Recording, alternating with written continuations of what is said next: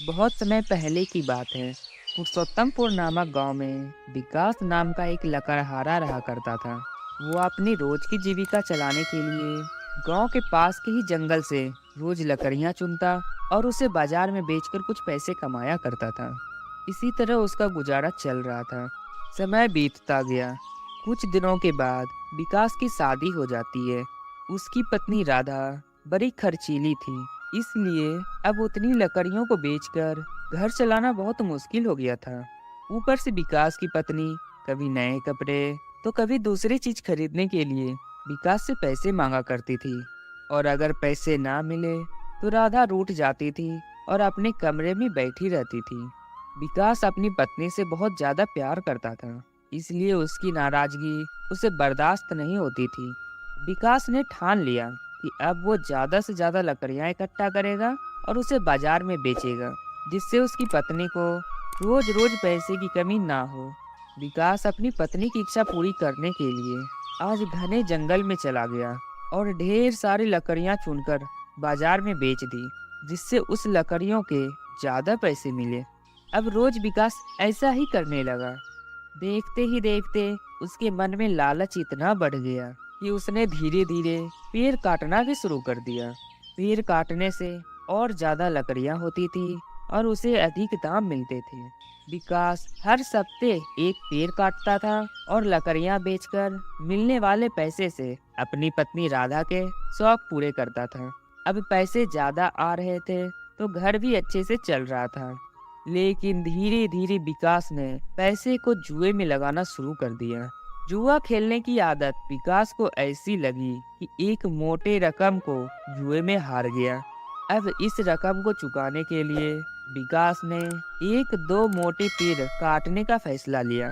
और अगले दिन जैसे ही विकास ने जंगल में जाकर अपनी कुल्हाड़ी को एक बड़े से पेड़ पर चलाने की कोशिश किया तो उस पेड़ की टहनी ने विकास के ऊपर हमला कर दिया। विकास चौंक गया। फिर उसे पेड़ की एक टहनी ने विकास को लपेट लिया। विकास कुछ समझ नहीं पाया कि यह सब क्या हो रहा है। तभी पेड़ से अचानक आवाज आई। मूर्ख, तुम अपने लालच के चक्कर में मुझे काट रहा है। तू सारे पैसे जुए में लुटा देता है और फिर पैसे लौटाने के लिए पेड़ काटने आ जाता है।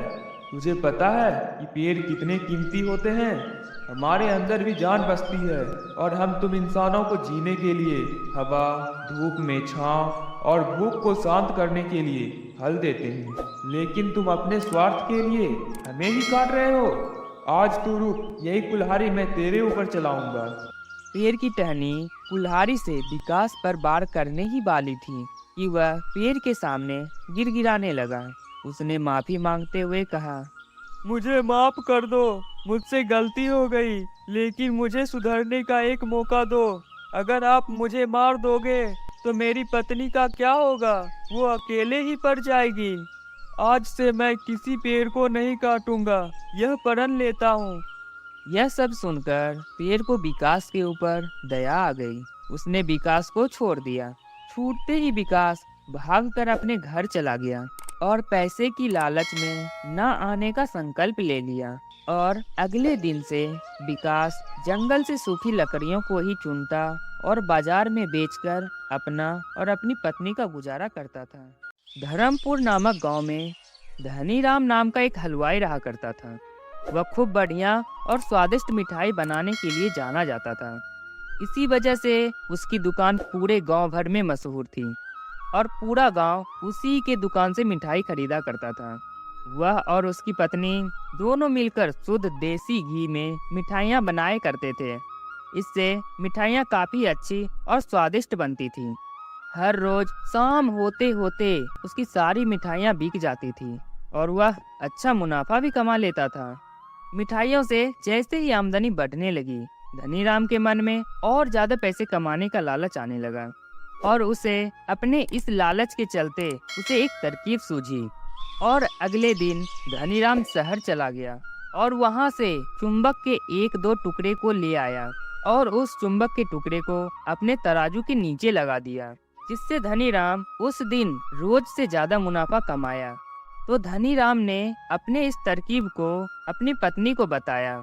लेकिन उसकी पत्नी को धनीराम की यह चालाकी अच्छी नहीं लगी। उसने धनीराम को समझाया कि उसे अपने ग्राहकों के साथ इस तरह का धोखेबाजी नहीं करनी चाहिए। लेकिन धनीराम ने अपने पत्नी की बात बिल्कुल नहीं सुनी। वह हर रोज तराजू के नीचे चुंबक लगाकर अपने ग्राहकों को धोखा देने लगा, जिससे उसका मुनाफा बढ़कर कई गुना अधिक हो गया, जिससे धनीराम बहुत खुश था। एक दिन धनीराम की दुकान पर रवि नाम का एक नया लड़का आया। उसने धनीराम से 2 किलो जलेबी खरीदी। धनीराम ने इसे भी चुंबक लगे तराजू से जलेबी तौलकर दे दी। रवि ने जैसे ही जलेबी को उठाई, उसे लगा कि जलेबी का वजन 2 किलो से कम है। उसने अपना शक दूर करने के लिए धनीराम से दोबारा जलेबी को तौलने के लिए कहा। रवि की बात सुनकर धनीराम बहुत ज्यादा चिढ़ गया। उसने कहा, मेरे पास इतना फालतू समय नहीं है कि मैं बार बार तुम्हारा जलेबी ही तौलता रहूं। इतना कहकर उसने रवि को वहां से जाने के लिए कह दिया। मिठाई वाले की बात सुनने के बाद रवि जलेबी लेकर वहां से चला गया और वह एक दूसरी दुकान पर गया और वहां बैठे मिठाई वाले से अपने जलेबी तौलने के लिए कहा। जब दूसरे दुकानदार ने जलेबी तौली तो जलेबी सिर्फ 1.5 किलो ही निकली। अब रवि का शक यकीन में बदल गया था। उसे पता चल गया कि धनीराम के तराजू में कुछ गड़बड़ है। अब उसने तराजू की गड़बड़ सबके सामने लाने के लिए खुद एक तराजू खरीद लिया और उसे ले जाकर धनीराम मिठाई वाले की दुकान के पास ही रख दिया। फिर रवि ने सभी गांव वाले को वहां पर इकट्ठा करने में लग गया।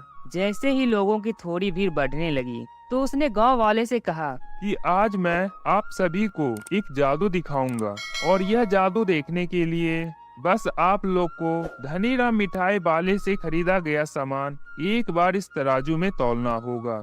तब आप देखेंगे कि कैसे धनीराम मिठाई वाले के तराजू में तौला गया मिठाई इस दूसरे तराजू में आने पर किस तरह से कम हो जाती है। कुछ देर के बाद 1-2 लोग मिठाई लेकर रवि के पास पहुँचे तो उसने ऐसा करके भी दिखाया। इसके बाद धनीराम के दुकान से जिसने भी मिठाई खरीदी थी, सभी ने रवि के तराजू में तौलकर देखा तो उसकी मिठाइयाँ 250 ग्राम से लेकर आधा किलो तक कम निकली। यह सब देखकर लोग काफी हैरान हो गए और धनीराम अपने दुकान के पास ही यह सब होता देख रवि से झगड़ा करने लगता है और उसने लोगों से बताया कि रवि यह सब नाटक कर रहा है। और रवि अपनी बात को सही साबित करने के लिए सीधा धनीराम का तराजू लेकर आया और तराजू में लगा चुंबक निकालकर सभी को दिखाने लगा। यह देखकर गांव वाले बहुत ज्यादा गुस्सा हो गए और सबने मिलकर उस लालची मिठाई वाले को खूब मारा। और अब उस लालची मिठाई वाले को अपने लालच पर बहुत ज्यादा पछतावा हो रहा था। तो उसने सभी गांव वाले से माफी मांगी और वादा भी किया कि भविष्य में ऐसा कोई भी जालसाजी नहीं करेगा। धनीराम के इस धोखेबाजी पर पूरा गांव नाराज था, इसलिए गांव वाले धनीराम की दुकान पर जाना काफी कम कर दिए और इधर धनीराम के पास पछताने के अलावा और कुछ नहीं बचा, क्योंकि वो पूरे गांव वाले का भरोसा हो चुका था। टू बी कार्टून चैनल को सब्सक्राइब करने के लिए हृदय की गहराइयों से प्रेम पूर्वक धन्यवाद।